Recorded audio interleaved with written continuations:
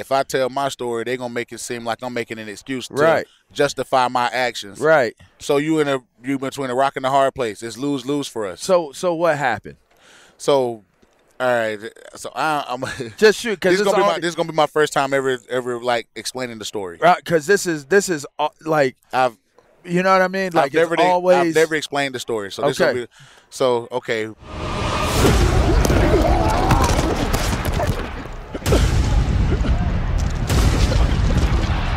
Welcome back into another exciting edition of Up On Game Presents Conversations with a Legend. I got my man with me, the battering ram. That is, you know, if you ain't careful, he knocked the spirit and the soul out of your body.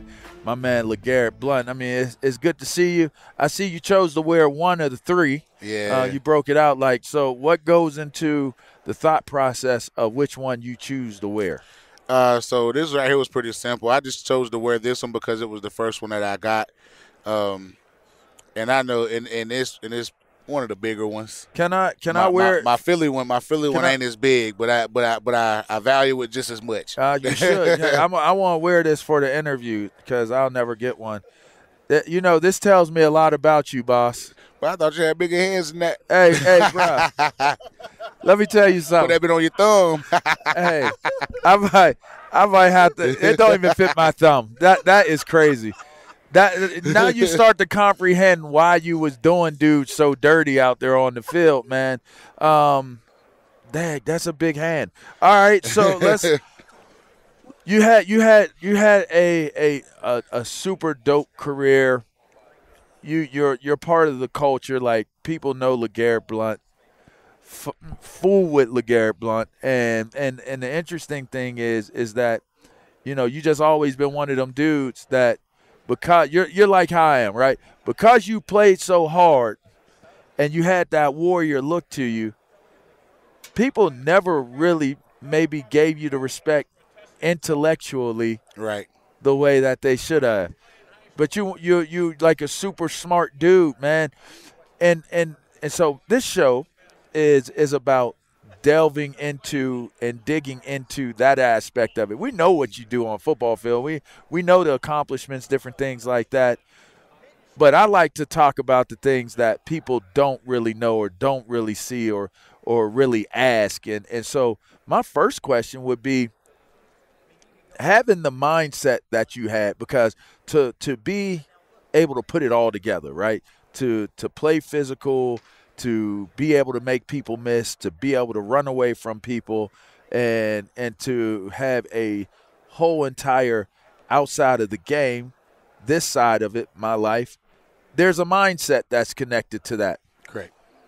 What was your mindset growing up, and how much did that play a part in your everyday, like how you did things? What was it that you were thinking? What was it that motivated you to really want to go after being what you ended up becoming?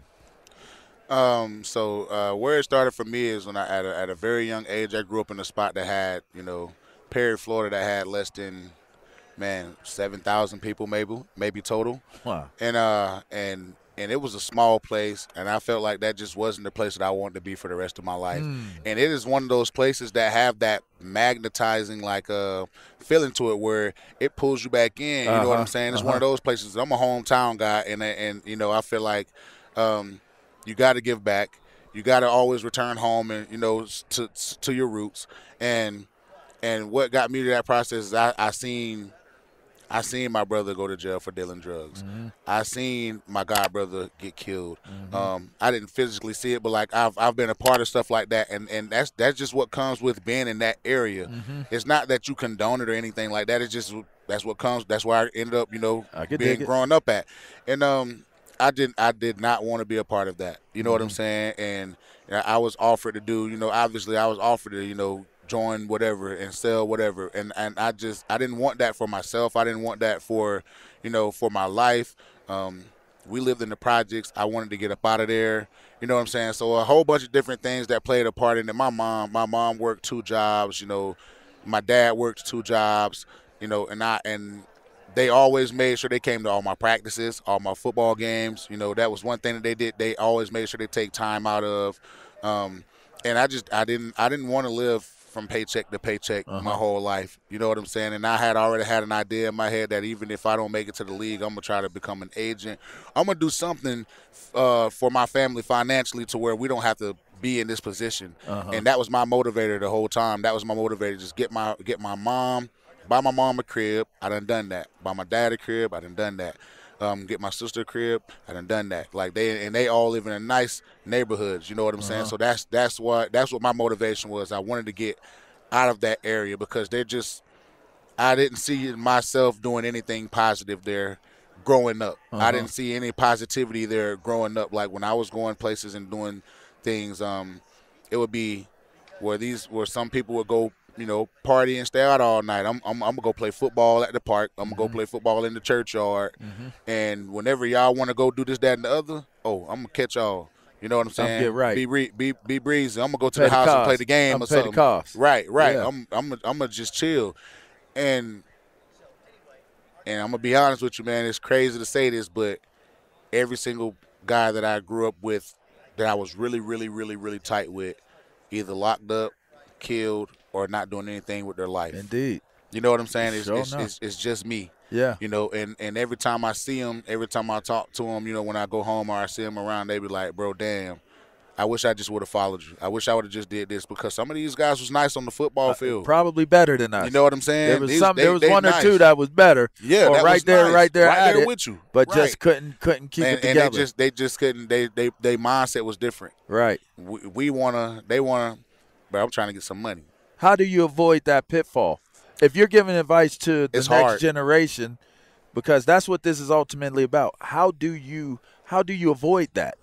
It's hard, man. I say this, the hardest thing to do with somebody that you've known since you were 4 years old all the way to 18.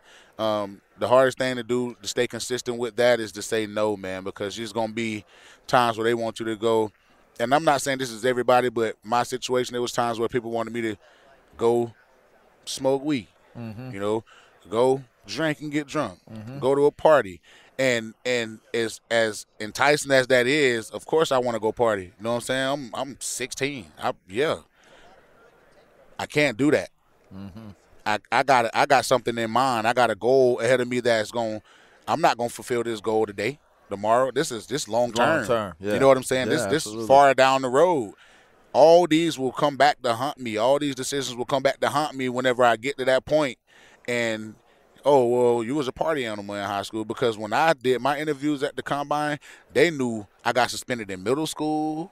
They knew about all of this. Sure, you know, LeGarrette got suspended for fighting in middle school. They knew all about this. So, and growing up, you don't know that they know about that. You don't know that they asking about all that stuff, but you know that the older you get, you know that it's going to be consequences to every decision that you make. You know what I'm saying? And I'm not saying I made all the right ones, but I'm saying I made enough right ones to put myself into position to be here. All right, decisions. Because no one can speak on this better than you. I had a similar incident play out for me that played out with you when you was in college, right? But I was in high school. So it actually ended up, because I stood on my principal values. You're disciplining me as if I'm the one that was wrong in this scenario, when in reality, if you knew what happened, right, then you wouldn't be coming at me that way. And I was like, I'm not going to play. But at the same time, you felt, I'm pretty sure you felt like, if I tell my story, they're gonna make it seem like I'm making an excuse to justify my actions. Right. So you between a rock and a hard place. It's lose for us. So what happened? So, all right. So I'm just shoot, because this is gonna be my first time ever like explaining the story. Right. Because this is like you know what I mean? Like I've never explained the story. So this will be, okay. We go back. We played them last year. The year before we played them, they came to Oregon. They came to Eugene. They beat us. Boise. They came to Eugene. They beat us. They hit my quarterback late, knocked them out. They hit my tight end late, knocked them out. So it's personal now. You know what I'm saying? And Sports Illustrated came to cover the game the next year because we was going to play it on the first game of the next season. And Sports Illustrated came and talked to us, this, that, and the other. And they were just like, so what about last year's game? They hit your quarterback, knocked them out. They didn't get no flag for it. They didn't get no flag for it. And I'm like, shit, we owe them an ass whooping. So that's what we plan on going out there doing. We whooping ass. That's what we want to do. And Sports Illustrated came out with the article. Boom. And then we went out there, and all we see is we're going to whoop their ass everywhere. We're supposed to whoop their ass. We see that all over our locker, everything. So it's game time. We balling. All right, so fast forward, we done lost. And at the end of the game, I'm walking off the field, my head down. I'm walking off the field. I remember it like it was just them walking off the field, my head down. I'm like, damn, they beat our ass. I ain't do shit. I'm kind of tight. You know what I'm saying? I'm walking off with my head down. I see this guy. I don't see him, but I hear him talking to me. Hey, how about that ass whooping? You said you was going to beat our ass, right? How about that ass whooping? I'm hearing him now. I can't say nothing. Right. My head down. I'm just like, well, shit, I got to take that. You got to take it. It is what it is. And I'm walking. I hear him, but I'm just keep on walking. And he get closer and closer to me, and he get up to me, and he slap my shoulder pad. Psh, how about that ass whooping? And then the N-word. Right. This ain't about football no more. Yeah. Officially, you done made it about something else. You know what I'm saying? Right. That I don't know if your teammates cool with you saying this to them or whatever, but not me. Not me. Right. You know what I'm saying? Yeah. So I turn around, I punch him. And it was quick. It wasn't like it was like, you know what I mean? It was quick. So that's how I knew. That's how I knew. Right. That's exactly what I got when it happened. Think about what I was going to do. No, it's just reaction. That's reaction. That's reaction. So growing up where I grew up at, my grandma used to always tell me, she's not here, God bless her soul, she's not here. She used to always tell me, disrespect, spitting on you. Touch your face, and don't never let anyone call you that word. Those are the three principles that you sit on when it comes to, like, if you got to fight or whatever, if you got to stand your ground, those are the reasons. And that was one of the reasons. And the thing is about it is people don't evaluate that video. When he said what he said to me, if you see Chris Petersen, that's his head coach. If people look at the video again, when he said what he said to me, Chris Petersen used to grab him like, bro, what you doing? You know what I'm saying? Like, what? It was too late. I had already turned around to hit him. You know what I'm saying? But he had grabbed him before I it was so fast, it was like bop, bop, bop. You know what I'm saying? Yeah. And Chris Petersen like, nope. You know what I'm saying? And it was too late. So the next day I called and kind of talked to him about it, you know what I'm saying, and apologized. Even though I feel like I wasn't in the wrong, you know what I'm saying? My coach told me, you need to go out, call and apologize to make this right. And you did. And I did. You know what I'm saying? And afterwards, you know, you got fans spitting on you. You know what I'm saying? Yeah. So I'm headed to the locker room. I done got hit with like 3 or 4 spits. Right. Like, we seen it. 3 or 4 spits. Right. So, bro, two out of the 3 things that my grandma told me that you got to stand your ground on just happened to me in 30 seconds. Right. You know what I'm saying? So I'm trying to get to the fan like, bro, know what I'm saying? Like, bro, what y'all got going on? Don't try to stop me, stop them. Right. And this and you got to see the whole video. And then I'm trying to get past him, and I get up to the crowd. The guy come out of the stands and slap me. Nobody ain't talking about that part. I wanted you to give your account of it because I know after all these years, you know, a lot of times people draw their own conclusions. So I wanted you to give your side of it, and because us who watched it and have lived it knew exactly what it was. Right. Like it's not even something you need to debate. Right. We know what it is. Exactly. Right? So and the guy came from the stands. When I got to the stands, the guy came out of the stands, bro, and full on slapped me, bro. Slapped me in the face. Right. And so I'm like, bro, that's all 3 things that could have possibly gone wrong in my grandma's eyes. And y'all expect me not to retaliate. Y'all just expect me to just take things that. Get real when it's real in the field. Right. It's a respect thing for certain, and I'm glad that you talked about it because that's something that, you know, as it applies to you, you know, you lived it, everybody knew it, and respected the fact that in a bad moment you made a positive out of it. You, as you mentioned, because that connects to where you came from and the things that you overcome and where you said you want to go. Correct. So to me, I felt like for all those things, to correlate that with that moment, we just redefined and reshaped that whole entire situation. Right. That's what we just did right now. Yes, sir. All right, before I let you go, last thing, LG's Feel Good. This your company, so obviously you're doing your business, you're doing your thing.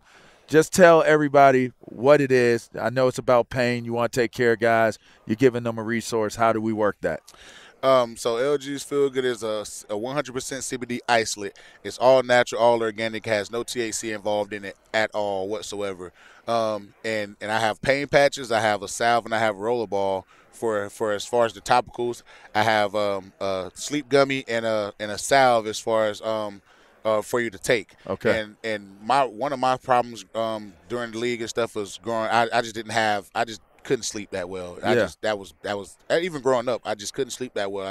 I lay down, eyes closed, eyes open. I'm gonna be awake. You know what I'm saying? Or if I go to sleep, it's gonna be so light that I wake up. Yeah. You know what I'm saying? So I didn't like that, and that's one of the reasons why I created the sleep gummies. And as far as the anxiety, when I'm in spaces like this, if this was a smaller space and everybody was kind of, you feel it. I start sweating. You know what I'm saying? Yeah. So that was just kind of social anxiety. Man, that my tinctures work wonders for that, because I can stand in the middle of I could take these before I go, and I can stand in the middle of a crowd and do a speech or whatever. So that's why I got into these right here. And obviously, pain pills and stuff for opioids and stuff can get addicting. So this is a different resource for that, because you don't have to take pain pills and stuff to deal with pain. These are your resources, and these are things that'll help you deal with it without having to take no pain pills and stuff. Bruh, I love it. And you can catch it on online, lgsfeelgood.com. You can also catch it on there as well. All right. So I appreciate that, man. Appreciate you coming Yes, on. sir. I appreciate that. Conversations with a legend, LeGarrette Blount. We'll be right back.